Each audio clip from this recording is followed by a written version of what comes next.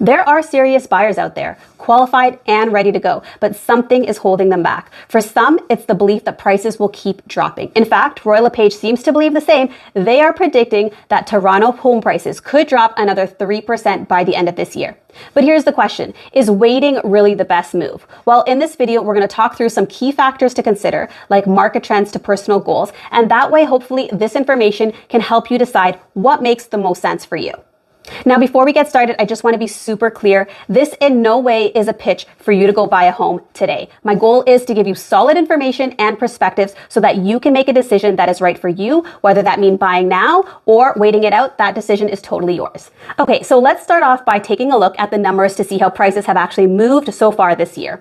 So on this chart, you're going to see the average sale price from January 2025 to September 2025. And we're going to cover three areas: the GTA as a whole, the city of Toronto, and the Durham region. So we are going to see that the GTA and the city of Toronto have similar trends. As of January to May, we see that prices went up. From June to August, we saw prices declined. And then as soon as we hit September, we saw a slight up peak. Now for Durham region, we saw similar movement. So as of January to April, that's when we saw an uptick in prices. And then from May to August, that's when we saw a decrease. And then we saw the same uptick in the month of September. But one thing that I wanted you guys to notice is that the prices for September are kind of stabilizing back to the prices that we first saw in January. So what is this fluctuation in price really telling us? Well, if we were to take a look at the numbers for this year, right, the numbers in the chart, and if we were to even look back at the numbers from last year, this kind of movement is not unusual. It actually lines up with typical seasonal trends in real estate. So let me explain. Spring is usually the busiest time of year with more listings and more buyers, which tends to push prices up. And then things slow down in the summer when a lot of people are on vacation or just waiting for the fall market. And then that small rebound that we're seeing in September, well, that's part of the usual fall pickup that we see most years. So overall, prices are following a familiar seasonal pattern, right? The difference is that from year to year, there's a different price point that we're starting off at. And that's typically driven by supply and demand. So right now we're seeing plenty of supply in certain property types, such as condos and attached townhomes, but buyer demand is low. And when there are more homes for sale than there are buyers, prices tend to come down a bit. So based on what we're seeing in the numbers, is LePage right? Well, given that the sales activity usually slows down towards the end of the year,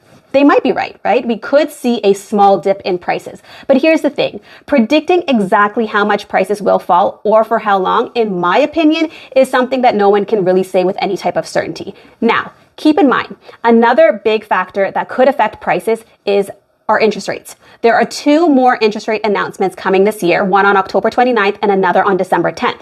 So lately there's been a lot of mixed talk about what's going to happen. Some economists believe that we won't see a rate cut in October, but we will see one in December, while others think it could be the other way around. So either way, it's likely we will see at least one more interest rate cut before the end of this year. And if that happens, buyer confidence could start to rise heading into the spring market. And when more buyers jump in, that usually means more competition and possibly a small bump up in prices. So with all of this in mind, does that mean buyers who are ready now should wait? Well, my thoughts on this is that it really depends on your personal situation. And that's basically what the key takeaway here is. For example, say you've been renting for a while and you had to move a couple of times because your landlord decided that they either wanted to sell or move back into the home. That all can be stressful, constantly having to adjust, pack up, and start over. And if you're financially stable and you have a down payment and you're looking for a place to settle in long term, then buying might not just be looking at timing the market. It could be more about gaining that peace of mind and stability for you and your family. So based on this situation, this example, if you bought today and prices dipped slightly, would you regret the move or would you be satisfied with your decision? I think that these are the important questions that we have to ask ourselves when making a big decision like this, because the reality is there is no such thing as perfect timing. What does matter most is whether that move makes sense for you in terms of your lifestyle, your goals, and your long-term plans. Like, I'll share a personal example with you. So There have been times when my husband and I have bought investment properties, even when the prices were on the higher side. So meaning we weren't expecting to make a profit right away.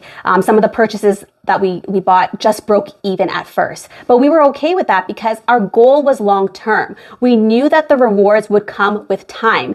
Looking back, those decisions made sense for our situation. And that's really the point here. Every buyer's path is different, right? The main takeaway here is that it is important to stay informed, but don't lose sight of what you want. It's easy to get caught up with, what's happening, whether that's headlines in the media, advice from friends, or even general market noise. But sometimes those distractions can make us overlook opportunities that are right here in front of us. So if you're financially stable, you're comfortable with your budget, and you're ready to buy a home that fits your needs, trying to time the market perfectly, in my opinion, is not a great strategy. On the other hand, if you're unsure about your job and buying would stretch your budget too thin, or you're just not feeling confident right now, then waiting might be a better move, and that's completely okay too. At the end of the day, the market will always move up and down because that's just what it does. But the key is understanding how to make those shifts work for you. So by staying informed, focused, and clear on what you're trying to achieve, that's how you can get it done. So I hope you found this information helpful. If you did, please consider liking and subscribing. And please go ahead and share this video if you think it might help someone else. Thank you guys so much for watching, and I'll see you soon.